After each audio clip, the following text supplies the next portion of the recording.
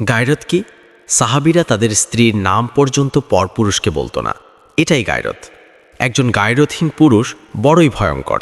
এখনকার সময়ের পুরুষদের গায়রত থাকবে তো দূর, তারা তাদের স্ত্রীর বেপর্দা ছবি ফেসবুকে আপলোড দেয়। আল্লাহুম্মা গফিরলি। ঘটনা একদিন এক ব্যক্তি আলী ইবনে আবি তালিবকে জিজ্ঞাসা করলেন তার স্ত্রী কেমন আছে। তিনি উত্তর দিলেন, যদি তোমার রক্ত হালাল হতো তাহলে আমি তরবারি দিয়ে তোমার মাথা কেটে ফেলতাম।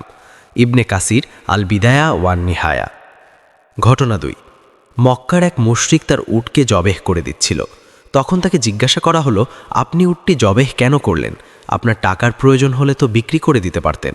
তখন লোকটি বলল, এই উটের উপর আমার মহিলারা বসত, বিক্রি করে দিলে এই উটের উপর অন্য পুরুষ বসবে, এটা আমার সহ্য হবে না, তাই এই উটই আমি রাখব না। একজন মুশরিক হওয়া সত্ত্বেও তার কত গায়রত!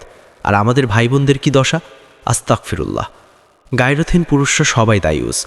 রাসূলুল্লাহ সাল্লাল্লাহু আলাইহি ওয়াসাল্লাম বলেছেন, তারা জান্নাত তো পাবেই না, জান্নাতের গন্ধও পাবে না। ওয়ামাল হায়াতুদ দুনিয়া ইল্লা মাতাউল গুরুর। আর দুনিয়ার জীবনটা তো ধোঁকার সামগ্রী ছাড়া আর কিছুই নয়। সূরা হাদিদ 20। এবং সেদিন জাহান্নামকে আনা হবে। সেদিন মানুষ স্মরণ করবে, কিন্তু এই স্মরণ তার কি কাজে আসবে? সূরা ফাজর আয়াত 20। স্ত্রীকে সাথে নিয়ে বন্ধুদের সাথে হাসি তামাশা আড্ডায় ব্যস্ত থাকে। বউয়ের চুল দেখা যাবে, তাতে কষ্ট পাবে তো দূর, বিয়ের সময় বন্ধুকে নিজের বউকে দেখিয়ে পরে আবার শোনে মেয়েটা কেমন রে।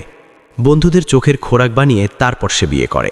আর এটাই নাকি এখনকার ভদ্র সমাজের ট্রেন্ড। আল্লাহুম্মা গফিরলি। আর এখনকার পুরুষদের গায়রত থাকবে তো দূরের কথা, অনেকে গায়রত কি সেটাও জানে না। হায় আফসোস, এই উম্মার কোনো নারী গায়রতহীন পুরুষকে আপন করে নিছে এমন নজির নাই। হায় আফসোস, এই উম্মার পুরুষরা আজ জানেই না গায়রত কি। মহিলারা আজ বোঝে না গায়রতের মর্ম, বরং তারা গায়রতহীন চাকচিক্যময় নিবেদিত পুরুষদেরই খুঁজে ফেরে হর হামেশা। গায়রতহীন পুরুষরা সবাই দায়ুস। রাসূলুল্লাহ সাল্লাল্লাহু আলাইহি ওয়াসাল্লাম বলেছেন, তারা জান্নাত তো পাবেই না, জান্নাতের গন্ধও পাবে না। ইয়া রাব, বোঝার তৌফিক দান করুন সকল মুসলিম ভাই বোনকে। আল্লাহুম্মা আমিন।